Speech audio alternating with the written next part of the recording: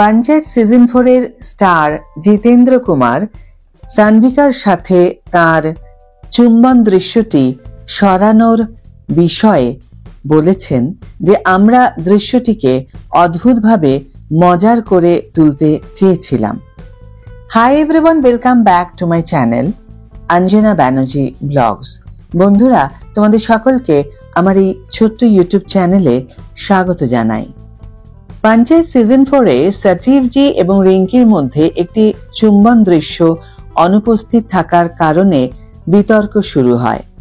জিতেন্দ্র কুমার দৃশ্যটি অপসারণ এবং অনুষ্ঠানের স্বর পরিবর্তনের বিষয়ে কথা বলেন। সানভিকা মনে করেন যে চুম্বনটি পারিবারিক দর্শকদের জন্য অনুপযুক্ত। জিতেন্দ্র জোর দিয়েছিলেন যে সানভিকার সম্মতি অত্যন্ত গুরুত্বপূর্ণ। তিনি আরও গুরুতর বিষয়বস্তুর দিকে সিরিজের পদক্ষেপ নিয়েও আলোচনা করেন।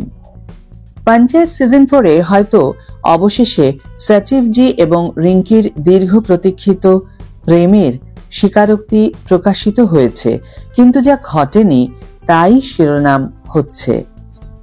জিতেন্দ্র কুমার এবং সানভিকার মধ্যে একটি বহুল প্রতীক্ষিত চুম্বন চূড়ান্ত পর্বে উল্লেখযোগ্যভাবে অনুপস্থিত ছিল, যা ভক্তদের মধ্যে বিতর্কের জন্ম দিয়েছে।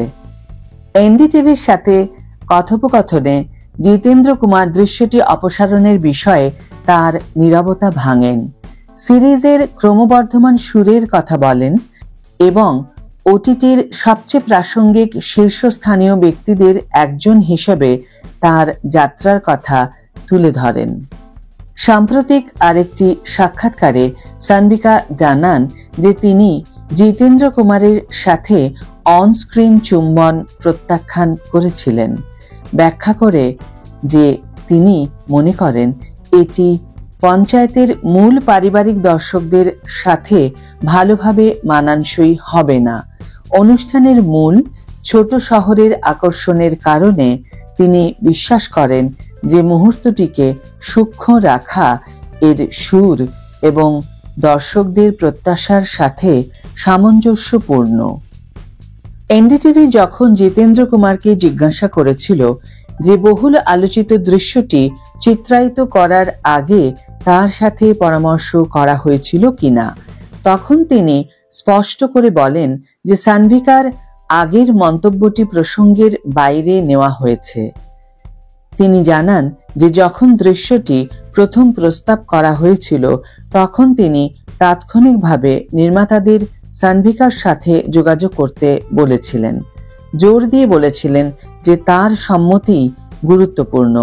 মূল ধারণাটি ছিল মুহূর্তটিকে অদ্ভুতভাবে মজার রাখা। আলো নিভে যাওয়ার সাথে সাথে দুজনে চুম্বনের জন্য ঝুঁকে পড়ে।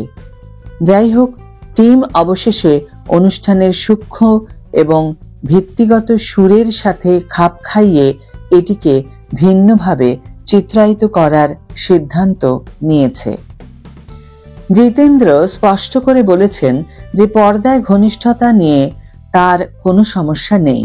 তিনি এর আগে মূল ধারার ছবি এবং ওয়েব কন্টেন্ট উভয় ক্ষেত্রেই চুম্বনের দৃশ্যে অভিনয় করেছেন, যার মধ্যে রয়েছে আয়ুষ্মান খুরানার সাথে শুভমঙ্গল জ্যাদা সাবধানের চুম্বনের দৃশ্য। তার কাছে এটি কখনোই অভিনয়ের উপর নির্ভর করে না, বরং এটি গল্পের সাথে পরিবেশন করে কিনা তা নিয়ে। তিনি বিশ্বাস করেন যে এই ধরনের যে কোনো মুহূর্ত, তা রোমান্টিক হোক বা অন্যথায়, জৈবিক বোধ করা উচিত এবং দর্শকদের সাথে অর্থপূর্ণভাবে সংযুক্ত হওয়া উচিত। তৃতীয় সিজন থেকে শুরু করে পঞ্চায়েতের সুরে লক্ষণীয় পরিবর্তন দেখা গেছে। 2020 সালে মহামারীর সময় হালকা ভালো লাগার মতো মুক্তি হিসাবে যা শুরু হয়েছিল তা ধীরে ধীরে আরো গুরুতর রাজনৈতিকভাবে উত্তেজনাপূর্ণ অঞ্চলে পরিণত হয়েছে। যদিও প্রথম দুটি সিজন তাদের সরলতা এবং মনোমুগ্ধকরতার জন্য প্রশংসিত হয়েছিল, সমালোচক এবং ইন্টারনেটের একটি উল্লেখযোগ্য অংশ উল্লেখ করেছেন যে সিরিজটি তার মূল নির্দোষতা থেকে দূরে সরে গেছে, পরিবর্তে অন্ধকার থিম এবং তীব্র নাটকীয়তার দিকে ঝুঁকে পড়েছে। পঞ্চায়েত সিজন 4 এর মিশ্র প্রতিক্রিয়া সম্পর্কে জিজ্ঞাসা করা হলে জিতেন্দ্র কুমার এনডিটিভিকে বলেন যে তিনি চিত্রনাট্যের প্রতি আত্মবিশ্বাসী এবং বিশ্বাস করেন যে গল্পটি সঠিক দিকেই এগোচ্ছে। পর্দায় চূড়ান্ত প্রযোজনাটি দেখে সেই দৃঢ় বিশ্বাস আরো দৃঢ় হয়ে ওঠে। প্রথম কয়েকটি পর্যালোচনা পড়ার পর তিনি প্রথমে নার্ভাস বোধ করলেও দর্শকদের কাছ থেকে অপ্রতিরোধ্য ভালোবাসা তাকে আশ্বস্ত করেছিল যে দলের প্রচেষ্টা সাড়া ফেলেছে। জিতেন্দ্রর জন্য দর্শকদের প্রতিক্রিয়াই আসল রায় এবং তিনি বিশ্বাস করেন যে এটি নিজেই কথা বলে। আজকের ভিডিও এখানেই শেষ করছি বন্ধুরা।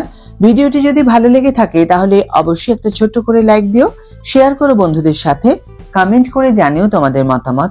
যারা এখনো আমার চ্যানেলটিকে সাবস্ক্রাইব করোনি তারা অবশ্যই চ্যানেলটিকে সাবস্ক্রাইব করে আমার পাশে থেকো, আর যারা অলরেডি সাবস্ক্রাইব করে দিয়েছো তাদের জন্য আমার অনেক ভালোবাসা এবং অনেক ধন্যবাদ।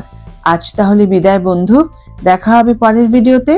ভালো থেকো, সুস্থ থেকো, সঙ্গে থেকো।